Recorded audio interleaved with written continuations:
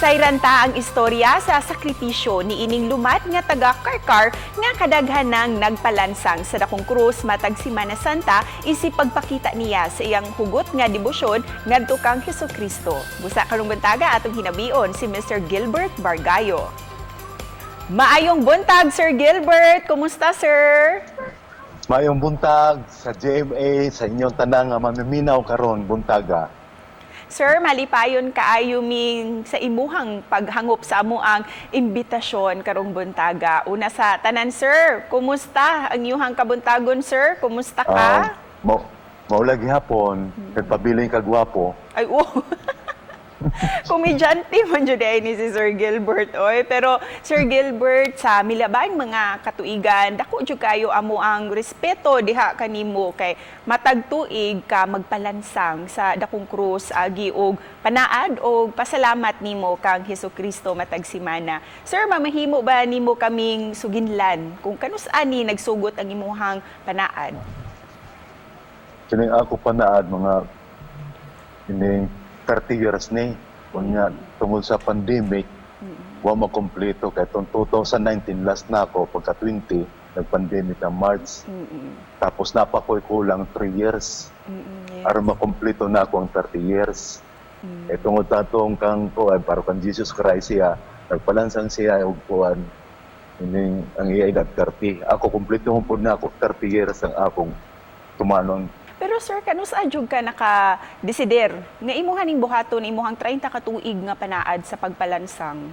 Kining nabuhat na ako palansang ni ani kay tungod ning sige ko padamgo. Katong kuan pa ako 16 years old, 17 years old. Unya nagpasugol ko pagpalansang na 30 years old na ako. Kay tungod ang akong unahon nga akong lawas ining sakto na ba akong kuan na akong mind ba niya, matured na.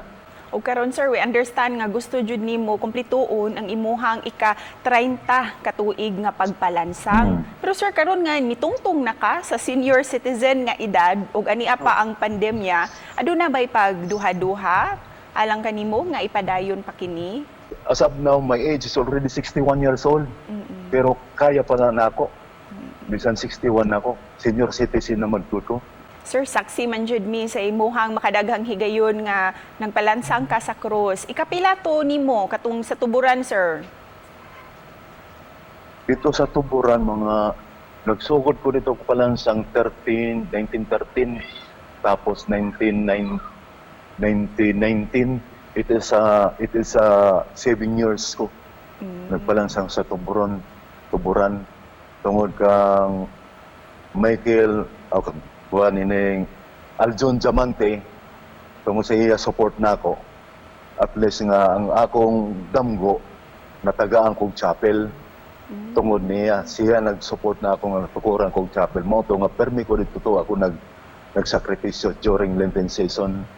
Sir, sa 27 ka mga higayon nga nagpalansang ka, gusto na mo mahibalaan kanang sa di pa ka magpalansang, sir, unsay musod sa imuhang huna-huna, sir? Basta hugot lang imo pagtuo, sali ka lang sa Ginoo, way kuan. Ingon pa siya nga ang pag-ampo lang baga in English take time to praise the greatest power in the earth. Basta musali ka lang, trust in Him.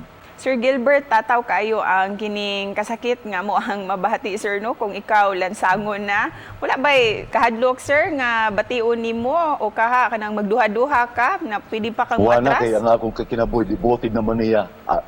Devoted naman siya. Ang ako kuaning akong heart, my soul, I offer already to Him.